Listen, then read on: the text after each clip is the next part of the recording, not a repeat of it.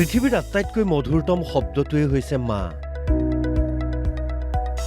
আটাইতকৈ বিশ্বাসী আৰু নিৰাপদ ঠাইয়ে হৈছে মাৰ আচল। কথাতে কয় আইৰ সমান হ'ব কোন, নৈৰ সমান বব কোন। মে'ৰ দ্বিতীয়টো দেওবাৰে পালন কৰা হয় আন্তঃৰাষ্ট্ৰীয় মাতৃ দিৱস।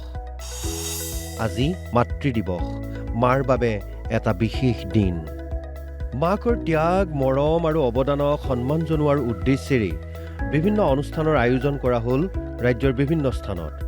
যোগীঘোপাতো উদযাপন কৰা হয় আন্তঃৰাষ্ট্ৰীয় মাতৃ দিৱস। যোগীঘোপাৰ আগশাৰীৰ বিদ্যালয় জ্ঞানপীঠ জাতীয় বিদ্যালয়ত ব্যতিক্ৰমী কাৰ্যসূচীৰে উদযাপন কৰা হয় মাতৃ দিৱস।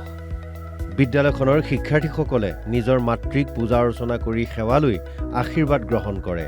আজিৰ এই বিশেষ দিনটোত আৱেগিক হৈ পৰে মাতৃসকল।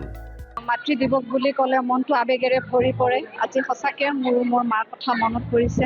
ময়ো নিজে এগৰাকী মাতৃ, গতিকে মই আশা কৰোঁ যাতে ভৱিষ্যত প্ৰজন্মই মাতৃৰ প্ৰতি যি দায়বদ্ধতা থাকে সেইখিনি সুচাৰুৰূপে পালন কৰে। তাকে আমি এনেকুৱা এটা অনুষ্ঠান পতাৰ উদ্দেশ্যটো হৈছে যাতে ভৱিষ্যতে কেতিয়াও আৰু কোনো মাতৃ আৰু বৃদ্ধাশ্ৰমত থাকিবলগীয়া নহয়। মাতৃ আৰু সন্তানৰ মাজত যিটো ব্যৱধান আৰম্ভ হৈছে সেইটো আমি নতুনকৈ সৃষ্টি কৰিবলৈ বিচাৰিছোঁ, যাতে মাতৃক সন্মান দিয়ে। কাৰণ মাতৃৰ সন্মান দিয়াটো কৰ্তব্য, কাৰণ সন্তান জন্ম হোৱাৰ পিছত যিটো প্ৰথমটো মাত ওলায় সেইটো মা বুলি ওলায়। গতিকে মাৰ সন্মানটো দিয়াৰ কাৰণে আমি প্ৰচেষ্টা কৰিছোঁ। কেৱল ছ'চিয়েল মিডিয়াত নিজৰ মাতৃলৈ শুভেচ্ছাৰ মাজত আবদ্ধ হৈ নাথাকি এই বিদ্যালয়খনত ব্যতিক্ৰমী কাৰ্যসূচীৰে উদযাপন কৰা হয় মাতৃ দিৱস। জ্ঞানপীঠ জাতীয় বিদ্যালয়ত এনেকৈ মাতৃ দিৱস উদযাপন কৰা হৈছে। আমি এনেদৰে গোটেই ছাত্ৰ ছাত্ৰীসকলে লগ হৈ কেনে মাতৃসকলক সন্মান কৰিছোঁ।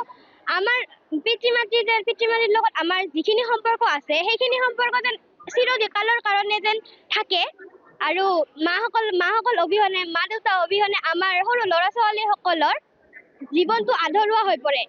আজি সেইকাৰণে মাসকলক সন্মান কৰি মাতৃ দিৱস হিচাপে আমাৰ জ্ঞানপীঠ জাতীয় বিদ্যালয়ত উদযাপন কৰা হৈছে। ইফালে বিশ্বনাথৰ মধুপুৰৰ লক্ষীনাৰায়ণ মন্দিৰ প্ৰাংগণতো অনুষ্ঠিত হয় মাতৃ দিৱস।